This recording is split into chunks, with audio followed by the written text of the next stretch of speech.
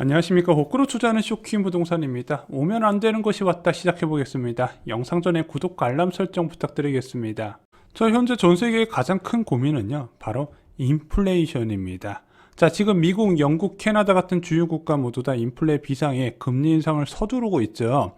유로존도요, 12월 달 물가가 5%로 뛰었다고 합니다. 97년 통계 집계 이후에 최고치라고 하고요. 여러분 놀라지 마세요.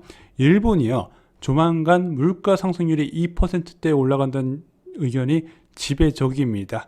여러분들 유럽하고요, 일본이 물가 걱정하면 이미 게임 끝난 거예요. 여기는 거의 좀비라고, 경제 좀비라고 불릴 정도로 물가 상승률이 오르지 않아서 워낙 장기간 말도 안 되는 수준의 완화적 통화 정책을 했던 국가들인데, 이런 식으로 지금 물가가 뛰어버리네. 그래서 지금 여기 통화당국 머리 되게 아플 거예요. 왜냐면은 제가 나중에 또 따로 정리를 드리겠지만, 이 나라는요, 물가가 뛰게 되면 굉장히 큰 문제점이 많이 있습니다. 바로 유로존이나 일본 모두 다 국가 부채가 너무 많다는 거죠. 그런데 유럽 중앙은행은요, 완화적 통화 정책을 유지할 것으로 천명을 했습니다. 크리스틴 라가르드 총재, ECB 총재는요, 조기 금리 인상 요구를 거부하기로 했어요. 왜냐면은 EU 인플레이션이 안정화되고 올해 말까지 목표치 아래로 점진적으로 하락할 것이라고 예측을 했거든요. 그래서 어차피 인플레이션 낮아지는데 지금 유럽 경제가 오랜만에 회복하고 있잖아. 이거 금리 올렸다가 회복되는 거 꺾여버리면 어떡할래? 지금 이런 주장을 내세우고 있는 거죠.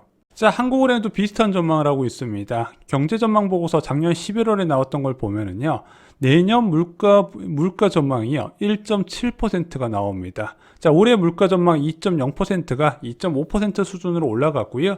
내년 물가에 대해서는 언급을 안 했지만 가장 최근에 나온 경제 전망 보고서에서는 1.7%로 물가 안정 목표치 아래로 내려간다고 보고 있어요. 지금 대부분 국가가 내년에는 물가가 좀 낮아질 것이다, 이렇게 기대를 하고 있다는 거죠. 3월 금리 인상을 앞두고 있는 미국도요, 일단 내년까지 물가가 급등할 거로 보지는 않고 있습니다. 왜냐면은 공급망 불안이 해소가 된다는 거예요. 그래서 공급 병목 현상이 내년까지는 안 갈 것으로 보고, 연준을 비롯한 월가 전문가는 내년 물가 안정을 기대해서 올해 인플레이션 기대 심리만 빠르게 꺾으면 될 것 같다. 그래서 4차례 금리를 올리니, 5차례 올리니, 6차례 금리를 올리니, 이런 이야기가 나오고 있는 겁니다. 인플레이션의 주요 원인으로 공급 병목 현상을 이야기를 하고 있습니다. 코로나19 상황에서 국가 간 이동이 제한된 상황에서 아무래도 저소득 국가에서 고소득 국가의 노동인구가 이동이 제한이 돼버리네. 그러면서 고소득 국가의 임금 상승률이 높아졌다는 거죠. 실업률도 낮아지고, 또한 방역 강화에 따른 부품 수급 불안이 발생을 하게 된 겁니다. 예를 들어 자동차 같은 경우는 전 세계 국가에서 부품을 수급해서 완제품을 생산하는데, 동남아 국가나 이런 데서 코로나19 확산됐다고 이동 제한을 해버리면 부품 수급이 안 돼버리잖아요. 그럼 완제품 생산 차질이 이어지고, 그것이 가격 인상 요인으로 작용한다는 겁니다. 마지막으로 코로나19 상황에서 소비가 크게 늘어났다는 부분도 공급 변목 현상의 원인으로 지목됩니다. 그런데 일시적 인플레가 아닌 구조적 인플레를 주장하는 사람들은요, 일시적 인플레의 주장이 잘못됐다고 보는 거예요. 왜? 공급층 문제가 아니라, 일시적으로 부품 수급 이런 거의 문제가 아니라 수요가 문제라는 거예요. 근본적으로 수요가 늘어나서 원자재 운임비 등이 복합적으로 오는 거라 보는 거죠. 그래서 인플레이션은 이것이 끝나기 전엔 안 끝난다, 이렇게 이야기를 하는 겁니다. 그래서 전 세계적으로 수요가 탄탄한 상황에서 이런 과연 공급 병목 현상이 단기간에 끝낼 수 있을까? 없다는 거죠. 그 대표적인 이유 중 하나를 원자재로 보고 있습니다. 한국은 OECD 국가 중에서 물가가 좀 낮은 편입니다. 작년 11월에 물가가 3.7%나 뛰었지만요, OECD 평균 5.8% 한참 못 미치고, 순위로 따져봐도 28위예요. 한국 소비가 엄청 강했는데 왜 OECD 국가 대비 한참 낮은 수준일까? 왜 그럴까요? 바로 석유 제품 가격에서 유류세 비중이 높아서 그렇습니다. 휘발유 가격이 워낙 높고 경유 가격이 워낙 다른 국가 대비 높으니까 여기서 유류세 인상 반영된 게 다른 국가 대비 덜 반영된 거예요. 그래서 미국 같은 경우는 휘발유 인상 가격이 몇십 퍼센트 단위로 오르다 보니까 물가 상승률이 6.8%나 나오네, 이런 식으로 측정이 됐다는 거죠. 자, 결국 물가를 결정하는 가장 큰 요소는요, 원자재라고 보시면 될 것 같습니다. 그 중에서 원유 가격이겠죠. 자, 이 원유든 원자재든 수요가 많게 되면 가격이 빠르게 올라갈 수밖에 없는 구조고, 그게 물가에 영향을 준다는 겁니다. 그래서 WTI 과거 차트를 보잖아요. 국제 유가가 가파르게 상승할 때 대부분 대한민국의 물가 상승으로 이어졌고, 금리 인상도 연결이 됐다는 부분입니다. 자, 국제 유가가 계속 오른다면 그럼 물가가 계속 오르겠네 판단할 수 있겠죠. 그래서 쇼킹부동산이 1년 전부터 유가 급등에 따른 긴축을 경고했었던 게 바로 유가를 보고 이런 앞으로 흐름을 예상을 했던 거기 때문에 그렇습니다. 자, 그런데 지금 국제 유가가 계속 상승 중입니다. 7년 만에 최고치를 찍은 국제 유가 오늘도 계속 오르고 있어요. WTI 기준으로 86불까지 올라간 상황입니다. 자, 지금 주요 IB들이 전망을 계속 바꿨어요. 어떤 전망을 바꿨냐? 올해 국제 유가가 100달러까지 무난히 간다고 본 겁니다. 골드만삭스, 모건 스탠리, JP 모건, 그리고 뱅크 오브 아메리카 모두 다 올해 100달러는 충분히 갈 거라고 전망을 하고, 저도 지금 그렇게 보고 있습니다. 모든 원자재가 다 급등했는데 원유만 안 올 수가 없다는 거예요. 그래서 지금 북방부가 코로나19 상황이 굉장히 심각하게 이어지고 있지만, 그것이 완화되는 3월부터는 원자재 수요가 다시 급등하면서 유가도 다시 고공행진할 가능성이 있다는 겁니다.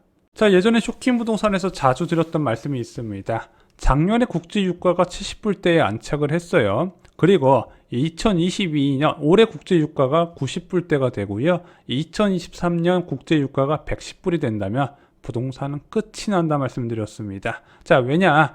2년에서 3년 정도 지속적인 물가 상승 압력으로 작용하기 때문에 더욱더 강한 긴축이 나올 수밖에 없을 것이고, 부동산 시장은 이 긴축에 무너질 수밖에 없는 구조라고 말씀드렸습니다. 지금 이것이 현실이 되고 있습니다. 자, 그럼 다른 원자재는 어떨까요? 닥터 코퍼라고 불리는 구리시스 한번 알아보겠습니다. 자, 지금 구리시스 한번 선물 가격을 비교해 봤더니 10년 이내 가장 높은 수준을 유지하고 있습니다. 코로나19 이전에 2배 가까이 올라간 상황이에요. 자, 그러면은 식품 가격에 가장 큰 영향을 주는 밀 가격 한번 살펴보겠습니다. 자, 2013년 이후에 최고치라는 거죠. 자, 지금 금속 원자재, 식량 원자재, 그리고 원유 가격이 계속해서 올라가고 있는데, 도대체 무슨 기준으로 인플레이션이 금방 끝난다고 한 것일까요? 이해가 안 되는 거예요. 자, 그래서 이게 단순하게 생산 차질에 따른 공급 변목이 아니라 기본적으로 수요가 굉장히 많으니까 자꾸 원자재 수요가 끊임없이 일어나고 있는 부분이거든요. 적어도 일시적인 인플레이션을 주장하려면요, 일단 원자재 상승세부터 크게 꺾여야 어느 정도 그것이 뒷받침이 된다는 겁니다. 자, 그리고 지금 일시적 인플레이 주장이 계속 약화되는 이유 중 하나가 벌써 원자재 가격 급등한 지 1년이 넘었습니다. 자, 2020년 11월부터 급등했잖아요. 자, 원자재 가격이 인상하니까 공산품 가격이 인상됩니다. 자, 이것으로 서비스 요금 인상과 임금 인상으로 이어지는 거예요. 지금 대한민국 같은 경우는 이 서비스 요금 인상 단계에 왔습니다. 자, 그래서 이런 연속성이 있기 때문에 한번 시작된 인플레이션은 대규모 위기가 오지 않으면 끝나지 않는다고 말씀을 드린 겁니다. 저는 이번에 처음 들었어요, 이 시정 인플레라는 이야기. 자, 만약 물가 불안이 내년까지 지속된다면 어떻게 될까요? 일단 내년까지 물가 불안이 지속된다는 것은 올해 하반기에도 강한 물가 상승 압력이 작용한다는 거잖아요. 그러면은 미국의 통화 정책이 바뀌어요. 현재 3차례에서 4차례 정도 전망하는 거는 하반기 때 물가 상승률이 좀 많이 둔화될 거라는 기대감이 반영된 건데, 만약에 계속해서 물가가 강하게 되면 연속해서 금리를 올릴 수밖에 없겠죠. 자, 6차례 인상 금리 인상하게 되면 미국이 한국과 금리 수준이 비슷해지게 됩니다. 그리고 2023년도 물가가 불안해진다면요, 미국은 최소 4차례 이상 금리를 올리게 될 겁니다. 그럼 대한민국이 좋든 싫든 기준금리를 따라가야 돼요. 아무리 차이가 많이 난다 그래도 0.75%까지가 한계고요. 그 이상 차이가 나게 된다면 따라서 올릴 수밖에 없습니다. 그러면은 한국의 금리가 2% 이상이 되는 게 2023년이 되는 거죠. 자, 여러분들 기준금리 2% 언제였는지 기억도 안 나시죠? 여기서부터는 대한민국 부동산 시장이 가보지 않은 길을 가게 될 겁니다. 0.5%에 형성됐던 부동산 가격이 기준금리 2% 넘는 상황에서 어떻게 변할 것인가 여러 차례 말씀을 드렸죠. 이거는 같을 수가 없다고 말씀을 드렸습니다. 자, 부동산 시장은요, 예측이 참 쉬운 편입니다. 과거의 흐름대로 가는 경우가 많이 있거든요.